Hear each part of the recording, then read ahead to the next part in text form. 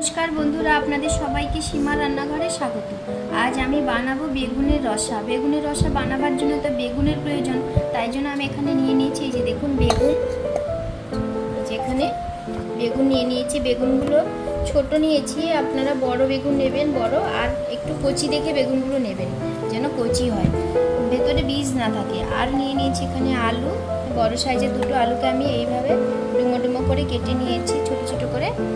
और एखाने निये नियेछि देखुन बेसन, एखाने निये नियेछि 1 चामच कर्नफ्लावर, और एखाने नियेछि आदा बाटा 1 इंची आदा बाटा, 1 चामच जिरे बाटा और एकटा टमाटो कुचि और फोड़নের জন্য তেজপাতা গোটা গরম মশলা ঘি নিয়েছি। ব্যাস এবার চলুন বেসনটাকে ফেটিয়ে নেব। তার জন্য আমি এখানে দিয়ে দিচ্ছি এই যে এতটুকু খাবার সোডা, দিয়ে দিলাম কর্নফ্লাওয়ার, দিয়ে দেব সামান্য একটু হলুদ গুঁড়ো, যেহেতু আমি তরকারি রান্না করব তাই হলুদ গুঁড়োটা কম দেব, আর দিয়ে দেব নুন। এখন আমি শুকনো এই উপকরণগুলোকে একসঙ্গে মিশিয়ে নেব। হাত দিয়ে মেশানো হয়ে গেছে, এখন আমি জল দিয়ে এটাকে ফেটিয়ে নেব।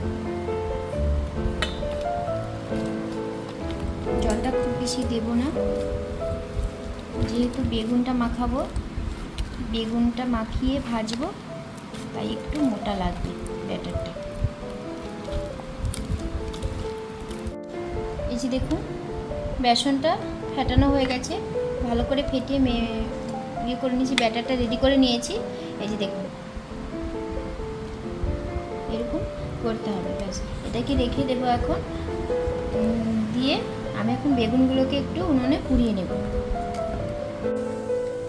এই যে দেখুন আমি গ্যাসে বেগুনগুলোকে এইভাবে পুড়িয়ে নিচ্ছি।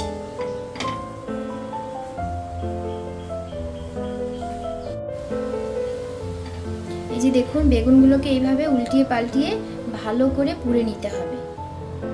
এই যে আমি এই পাশে এগুলোকে পুড়ে রেডি করে নিয়েছি, আর এই দুটো আছে লাস্ট, এগুলো পুড়ে নিচ্ছি। বড় বেগুন হলে সুবিধে হতো, আমার একটা কি দুটো বেগুনই হয়ে যেত, যেহেতু ছোট বেগুন তাই আমি এতগুলো নিয়েছি, আর ছোট বেগুন পোড়াতেও অসুবিধা হয়। এই যে আমার সমস্ত বেগুনগুলো পোড়ানো হয়ে গেছে, এখন আমি বেগুনগুলোকে খোসা ছাড়িয়ে নেব। বেগুনের খোসাগুলো এইভাবে ছাড়িয়ে নেব। বেগুনের খোসাগুলোকে এইভাবে পরিষ্কার করে ছাড়িয়ে নেব। ছাড়িয়ে আমি আলাদা পাত্রে রেখে দেব। এইভাবে সমস্ত বেগুনগুলোকে আমি ছাড়িয়ে নিয়ে আপনাদেরকে আমি পরে দেখাচ্ছি। এই যে দেখুন সমস্ত বেগুনগুলোকে আমি ছাড়িয়ে নিয়ে নিয়েছি, এখন এগুলোকে বেসনে দিয়ে তারপরে তেলে ভেজে নেব। দেখুন এইভাবে বেগুনগুলোকে ফাটিয়ে দেখে নেব ভেতরে পোকামাকড় আছে নাকি। দেখুন আমি দেখে নিয়েছি পরিষ্কার করে, কেউ নেই। এবার চল ভেজে নেব। বড়া ভাজার জন্য আমি একটা উনুনে কড়াই বসিয়ে দিয়েছি, কড়াইতে তেল দিয়ে দিয়েছি, তেলটা গরম হয়ে গেছে। এখন আমি এই যে দেখুন বেগুনগুলোকে আমি বেসনে এভাবে চুবিয়ে ভেজে নেব।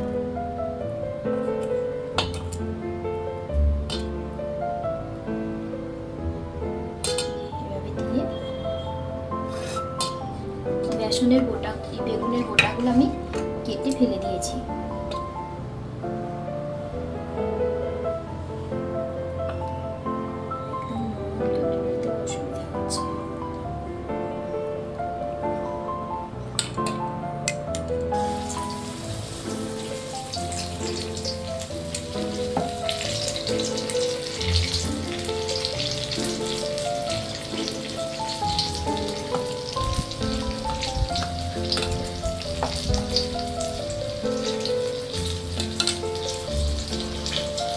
এইভাবে আমি সমস্ত বেগুনগুলোকে ভেজে নেব। এই যে দেখুন বেগুনের পকোড়াগুলো ভাজা হয়ে গেছে, এগুলোকে আমি তুলে রাখবো।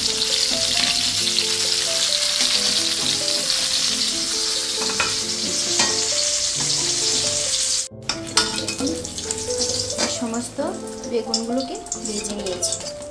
এবার আমি কড়াতে এই তেলটা কমিয়ে দিয়ে ওর মধ্যে আলুগুলো কষিয়ে বেগুনের রসাটা রান্না করব।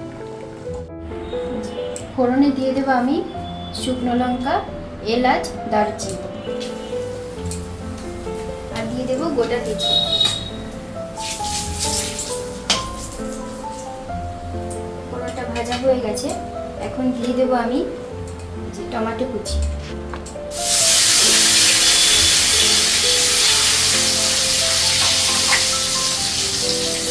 দিয়ে দেবো আদা বাটা, দিয়ে দেবো জিরে বাটা,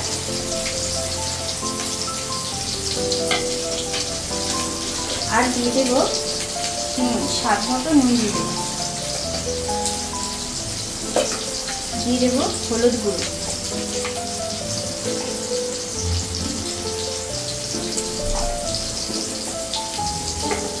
এখন মশলাটাকে একটু ভালো করে কষিয়ে নেব।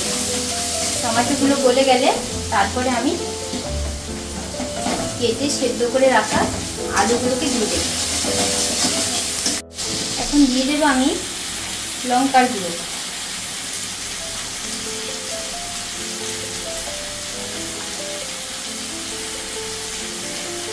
লঙ্কার গুঁড়ো দিয়ে দিয়েছি, মশলাটাও কষানো হয়ে গেছে।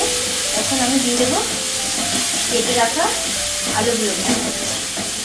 আমি আলুগুলোকে কেটে হালকা সেদ্ধ করে নিয়েছি, দিয়ে এখন আমি এটাকে ভালো করে কষিয়ে নিচ্ছি। আমি আলুটাকে মশলাগুলোর সঙ্গে ভালো করে কষিয়ে নিচ্ছি। আলুটা যখন একটু সেদ্ধ হয়ে আসবে তখন আমি দিয়ে দেব জল,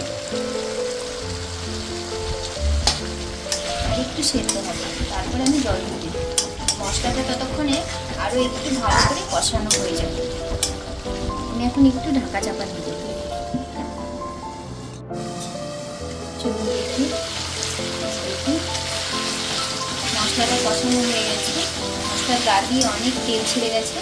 আর দেখছি আলুটা কতটা সেদ্ধ হয়েছে, আলুটা খুব সুন্দর সেদ্ধ হয়ে গেছে। এখন আমি দিয়ে দেবো জল। জলটা আপনারা গরম জল ব্যবহার করবেন, আমিও গরম জল দিই।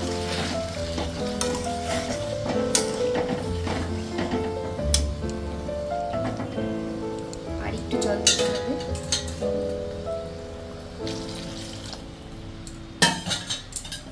জল দিয়েছি, এখন আমি ঢাকা চাপা দিয়ে দিব 2 মিনিটের জন্য। ঝোলটা ফুটে উঠলে আমি ভেজে রাখা বেগুনগুলোকে দিয়ে দেব। এই যে দেখুন ঝোলটা ফুটে গেছে, এখন আমি দিয়ে দেব ভেজে রাখা বেগুনগুলোকে। বেগুনগুলো দিয়ে বেশি নাড়াচাড়া করা যাবে না, আমি তার আগে 2-1 টুকরো আলু ভেঙে দিচ্ছি।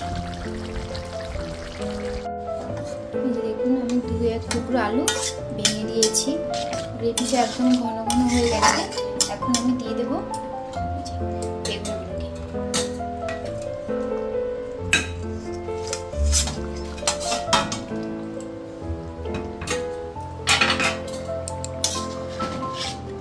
বেগুনগুলো দিয়ে এইভাবে শুধু একটু বসিয়ে রাখবো, কারণ বেগুনের ভেতরটা বেসনের উপরটা শক্ত ঠিকই, ভেতরটা ভীষণ নরম। ঝোলটাও যখন শুষে নেবে তখন আরও নরম হয়ে যাবে, সেই জন্য বেশি নাড়াচাড়া করবো না, একটু উল্টিয়ে রেখে দেব। আর নামাবার আগে আমি দিয়ে দেব গরম মশলা। ঘিটা আমি আপনাদের দেখিয়েছি, কিন্তু ঘিটা আমি দেব না, ঘিটা খুব একটা পছন্দ করি না আমরা খেতে, সেই জন্য ঘিটা দেব না। আপনারা কিন্তু যদি পছন্দ করেন ঘি তাহলে দিতে পারেন।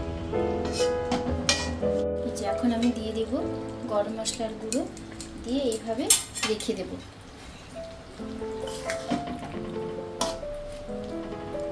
হয়ে গেছে বেগুনের রসা।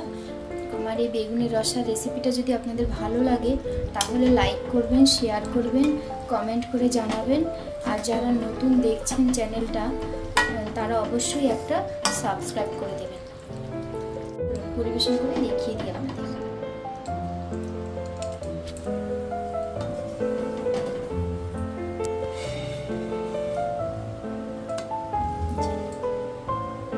গরম গরম ভাতের সঙ্গে, রুটির সঙ্গে আপনারা খাবেন, ভীষণ ভালো লাগবে। বাড়িতে অবশ্যই বানিয়ে একবার খেয়ে দেখবেন, যেদিনকে নিরামিষের দিন থাকবে সেই দিনে।